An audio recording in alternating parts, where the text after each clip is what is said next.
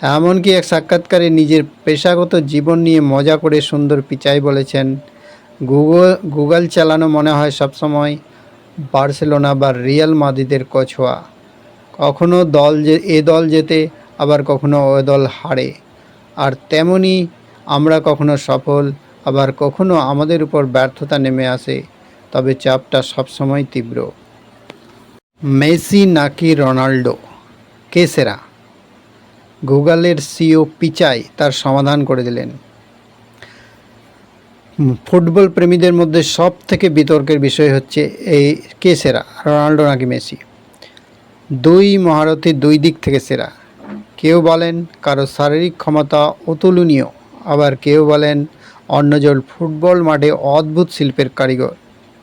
তবে এবার সেই বিতর্কে যোগ দিয়েছেন প্রযুক্তি জগৎ দুনিয়ার মহারথী তথা গুগলের সিইও সুন্দর পিচাই। এক পডকাস্টের সাক্ষাৎকারে তিনি খোল্লা জানিয়ে দিয়েছেন তার চোখে গ্রেটেস্ট অফ অল টাইম হচ্ছেন লিওনেল মেসি।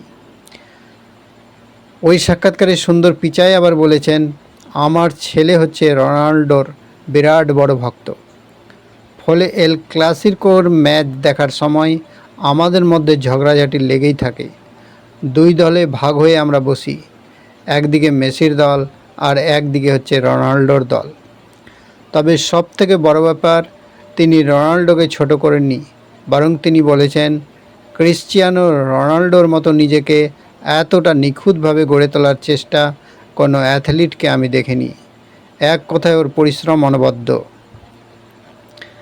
এদিন নিজের পছন্দ ব্যাখ্যা করতে গিয়ে সুন্দর পিচাই বলেছেন, মেসির গুণ কোনো ভাষায় বোঝানো কঠিন।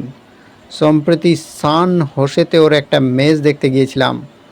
মাঠে যখন ওর পায়ে বল আসে তখনই বোঝা গেল যে ওর পায়ে অদ্ভুত জাদু রয়েছে। এমনকি গতিবিধি, শরীরের ক্ষমতা, বলের সঙ্গে বোঝাপড়া দেখেই বোঝা যায় যে ওর ধারে পাশে কেউ আসতে পারবে না।